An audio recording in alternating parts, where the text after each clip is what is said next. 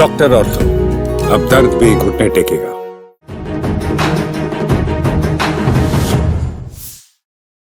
उत्तर प्रदेश में उपचुनाव को लेकर कह सकते हैं कि सभी ने अपनी तैयारियां शुरू कर दी। वहीं बीजेपी ने 7 उम्मीदवारों की लिस्ट दिल्ली से जारी की है।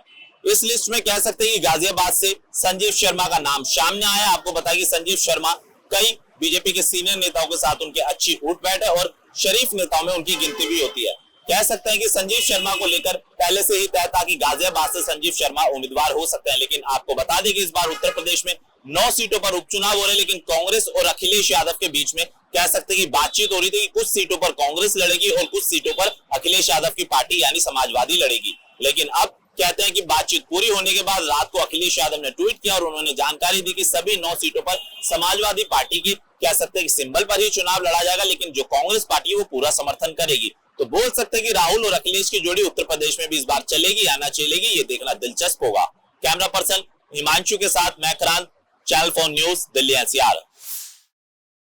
दिल्ली में लगातार बढ़ रहे प्रदूषण को लेकर आज दिल्ली के उपराज्यपाल वीके सक्सेना ने एक बैठक बुलाई, जिस बैठक में डीडीएमए के अधिकारियों के साथ उन्होंने बैठक की। करीबन 2 घंटे चली ये बैठक में दिल्ली की मुख्यमंत्री आतिशी और पर्यावरण मंत्री गोपाल राय भी मौजूद है। वहीं इस बैठक में बढ़ते प्रदूषण के रोकथाम के लिए क्या किया जा रहा है, उस पर एलजी ने रिपोर्ट मांगी। बता दें कि इस बैठक में कई मुद्दों पर भी चर्चा हुई। वहीं राजधानी में लगातार बढ़ रहे प्रदूषण को लेकर आर्टिफिशियल बारिश कराने के मुद्दे पर भी चर्चा हुई। मैं Rahul Rawat, channel 4 news, Delhi NCR. Delhi में बढ़ते प्रदूषण और यमुना में बढ़ते प्रदूषण को लेकर बीजेपी आम आदमी पार्टी पर हमलावर हो गई है।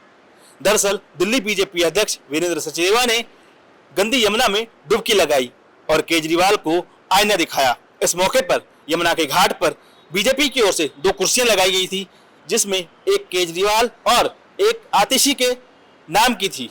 इस मौके पर बीजेपी ने सवाल पूछा कि आखिर यमुना कब तक साफ हो पाएगी। गौरतलब है कि कुछ दिनों बाद दिल्ली में छठ का त्योहार आने वाला है और उससे पहले यमुना की गंदगी लोगों की चिंताएं बढ़ा रही है। इसी को लेकर बीजेपी अब केजरीवाल को घेरने में जुट गई है। गौरतलब है कि यमुना में प्रदूषण पिछले दिनों से काफी बढ़ गया है। यमुना में दूषित झाग भी देखे गए हैं। इसी को चलते बीजेपी केजरीवाल को घेर रही है और पूछ रही है कि छठ घाटों को लेकर केजरीवाल की क्या तैयारी है। कैमरामैन प्रतीक के साथ रवि सिंह, चैनल 4, दिल्ली एनसीआर। अब एक साथ 85 विमानों को मिली धमकी, 20 एयर इंडिया तो 25 आकाशा की उड़ानें शामिल। विमानों को बम से उड़ाने की धमकी से जुड़े मामले थम नहीं रहे हैं। अब 85 विमानों को उड़ाने की धमकी मिली है। इनमें एयर इंडिया के 20 विमान शामिल हैं। जिन विमानों को धमकी मिली है उनमें 20 इंडिगो, 20 विस्तारा और 25 आकाशा की उड़ानें शामिल हैं।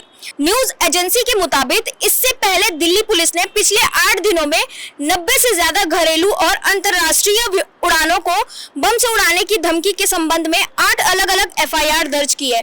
पुलिस का कहना है कि इन मामलों में जांच की जा रही है। धमकी भरे मैसेज ट्विटर पर प्राप्त हुए थे, जिन्हें बाद में अधिकारियों ने खारिज कर दिया।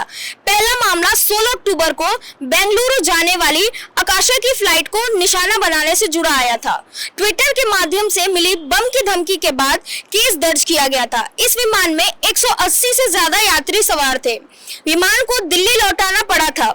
पुलिस ने अगले दिन सोशल मीडिया प्लेटफॉर्म ट्विटर को पत्र लिखकर धमकी भरे मैसेज पोस्ट करने वाले अकाउंट की डिटेल मांगी थी। दिल्ली पुलिस की साइबर सेल की विभिन्न टीमें उड़ानों पर जारी खतरों को लेकर ट्विटर और अन्य सोशल मीडिया प्लेटफॉर्म पर गतिविधियों पर नजर रख रही हैं। एक हफ्ते से भी कम समय में 170 से अधिक उड़ानों को बम की धमकी मिली है।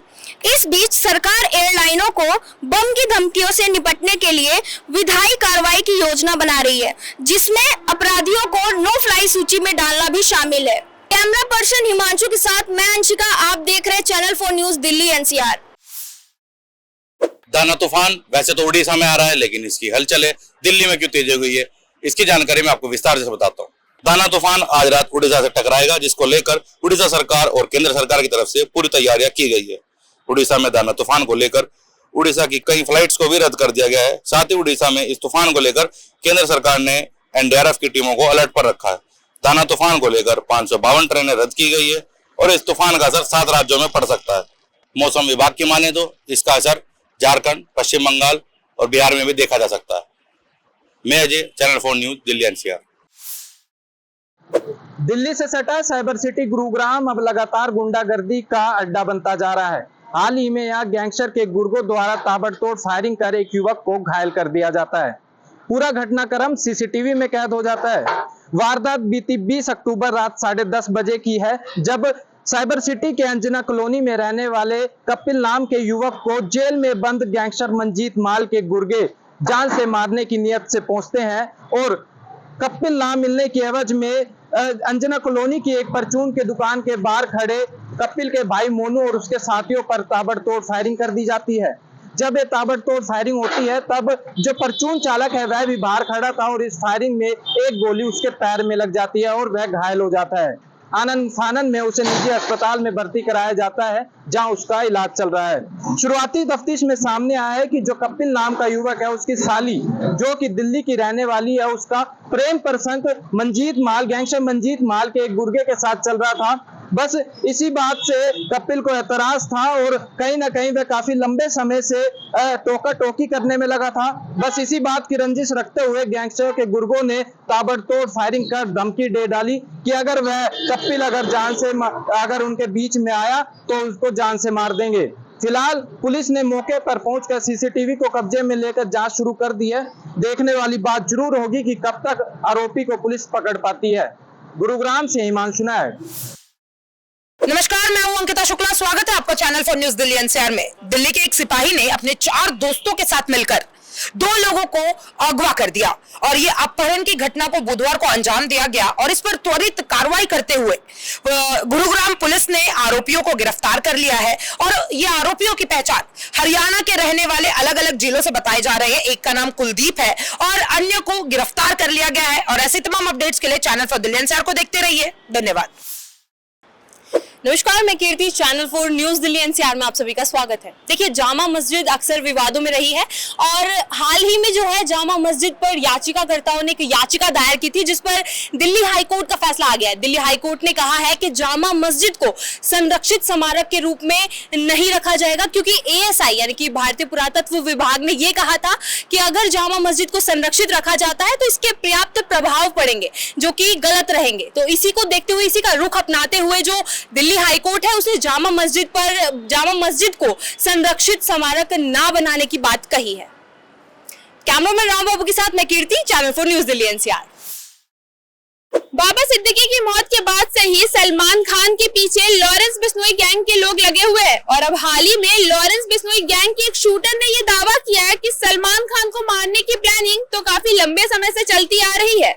वहीं दूसरी तरफ सलमान खान दुबई के लिए रवाना हो गए हैं। अपनी सुरक्षा को ध्यान में रखते हुए सलमान खान ने हाल ही में एक बुलेट प्रूफ कार खरीदी थी।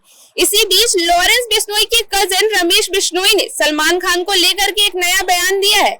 लॉरेंस बिश्नोई के भाई ने ये दावा किया कि सलमान खान को हर हालत में माफी मांगनी ही होगी। अगर सलमान खान ऐसा नहीं करते हैं तो उनकी जान पर खतरा यूं ही बना रहेगा। आगे लॉरेंस बिश्नोई के भाई ने कहा, हमने इंसाफ के लिए कोर्ट के फैसले का इंतजार किया, लेकिन कोर्ट का कोई फैसला नहीं आया। अब ऐसे में दिल्ली पुलिस भी अलर्ट पर है। कैमरा पर्सन परमवीर के साथ निधि तिवारी, चैनल 4 दिल्ली एनसीआर।